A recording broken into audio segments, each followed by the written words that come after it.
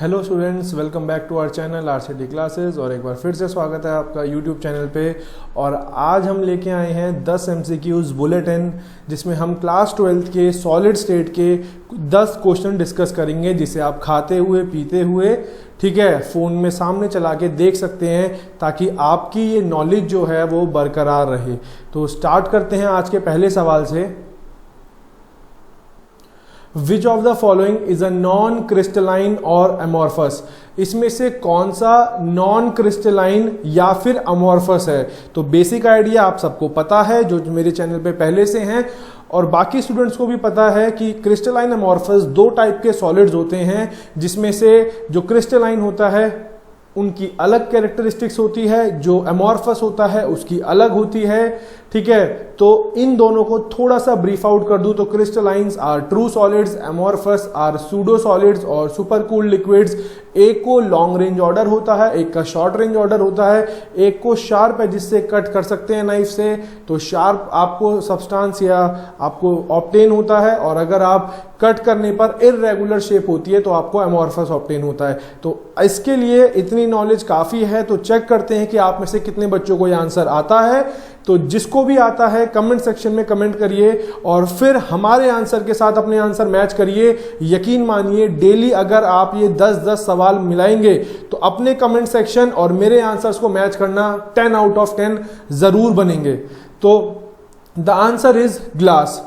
तो आप में से कितने बच्चों का ग्लास आंसर था, कमेंट सेक्शन में कमेंट जरूर कर देना। उसके बाद नेक्स्ट आते हैं क्वेश्चन नंबर 2 पर। क्वेश्चन नंबर 2 में NaCl type crystal with coordination number 6:6। NaCl का कोऑर्डिनेशन नंबर सबको पता है, पूरी दुनिया को पता है जो 12वीं क्लास में पढ़ रहा है, 6:6 होता है। ठीक है, उसको CaCl, ठीक है, उसको CaCl टाइप क्रिस्टल में कन्वर्ट कर देंगे, जिसका कोऑर्डिनेशन नंबर है 8:8। क्वेश्चन बहुत इंपॉर्टेंट है, ठीक है, और छांट के आए हुए हैं, बिल्कुल इजी भी नहीं है, ज्यादा डिफिकल्ट भी नहीं है। तो अगर 6:6 वाले को 8:8 में अगर आपको कन्वर्ट करना है तो आप चारों ऑप्शंस में से क्या चूज करेंगे?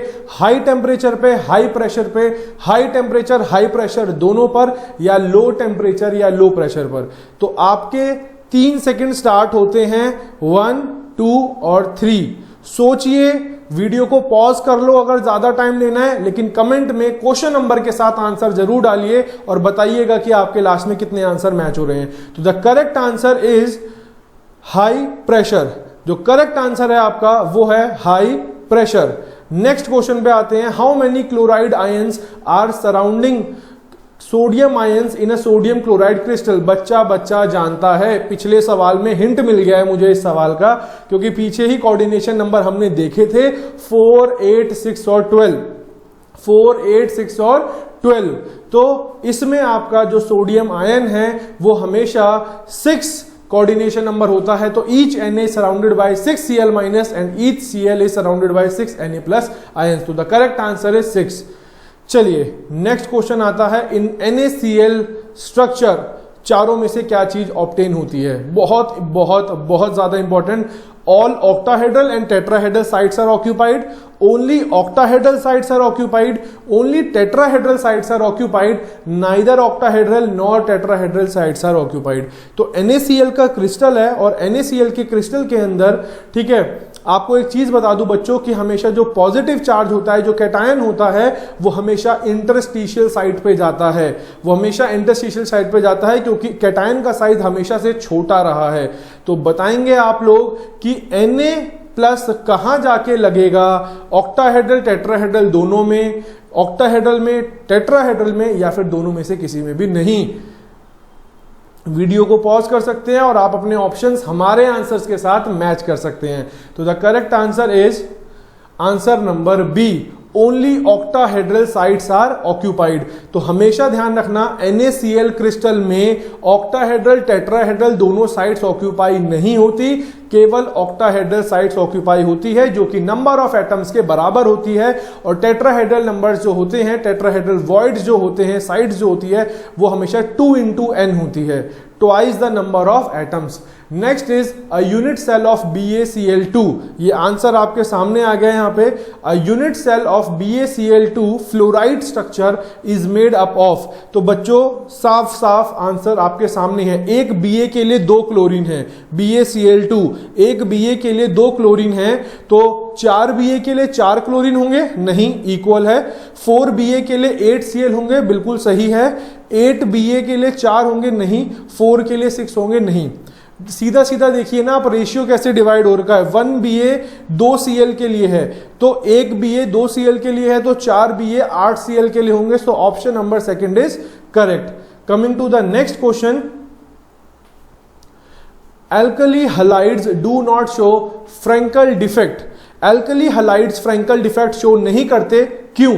फ्रैंकल डिफेक्ट से आप लोग सब वाकिफ होंगे कि कैटायंस जो हैं वो इंटरस्टिशियल साइट को जाके ऑक्यूपाई कर लेते हैं, ठीक है। जो आपके फ्रैंकल डिफेक्ट है उसमें जो आपके कैटायंस हैं, क्योंकि कैटायन का साइज हमेशा छोटा होता है बच्चों और एनायन का साइज हमेशा से बड़ा होता है, तो कैटायन जिनका साइज छोटा होता है वो इंटरस्टिशियल साइट ऑक्यूपाई कर लेते हैं। तो ये कह रहा है एल्कली हैलाइड्स ये शो नहीं करते, फ्रैंकल डिफेक्ट शो नहीं करते, क्योंकि first option is cations and anions have almost equal size, दोनों के साइज बराबर होते हैं। Second option is there is large difference in size of cations and anions, उनके बीच में लार्ज डिफरेंस होता है। तो बच्चों दूसरा ऑप्शन तो यहीं से बाहर कर देना, लार्ज डिफरेंस कैटायन एनायंस के बीच में नहीं होता, क्योंकि अगर लार्ज डिफरेंस होता तो ये फ्रैंकल डिफेक्ट शो करते।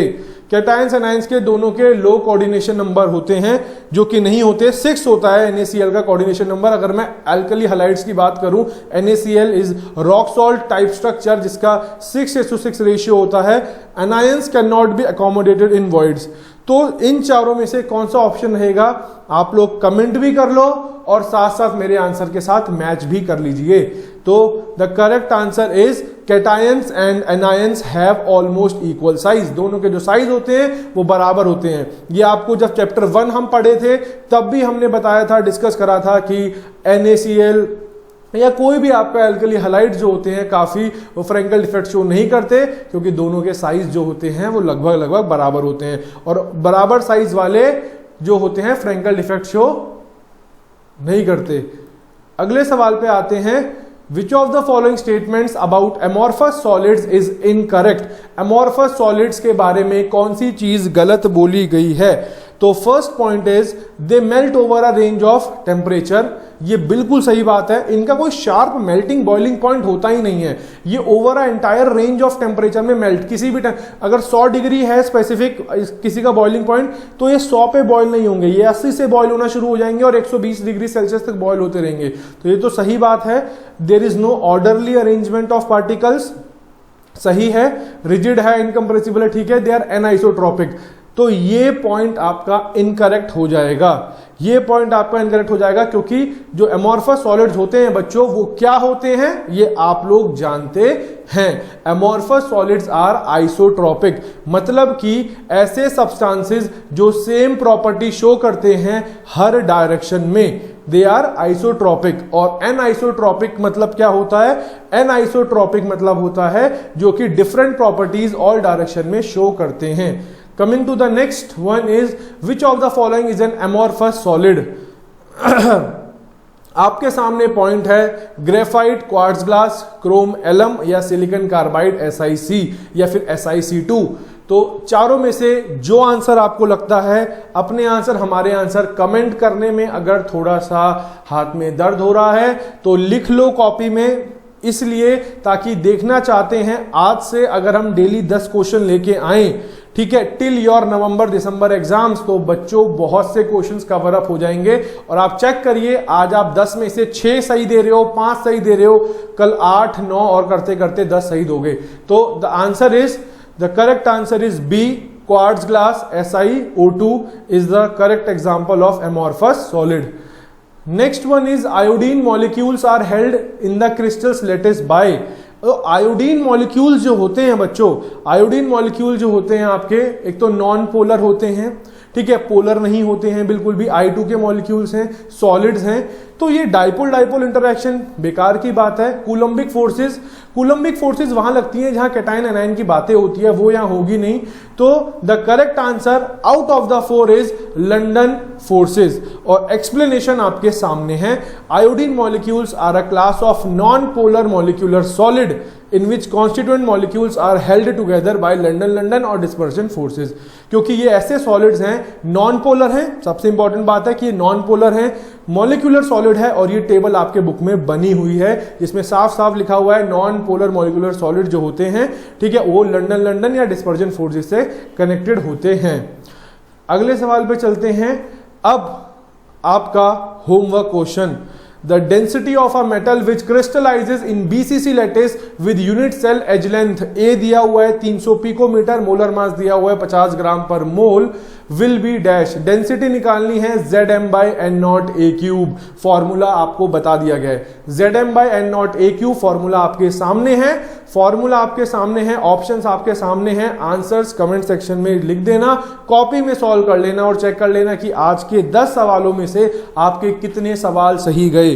ठीक है, ऐसे ही डेली हम maths, physics, chemistry different classes के एमसीक्यूज लाते रहेंगे। आप लोग उनको ट्राई करते रहना और अपने आंसर्स हमारे आंसर्स के साथ मैच करते रहिएगा। मिलते हैं आपसे नेक्स्ट वीडियो में। Till then bye, take care.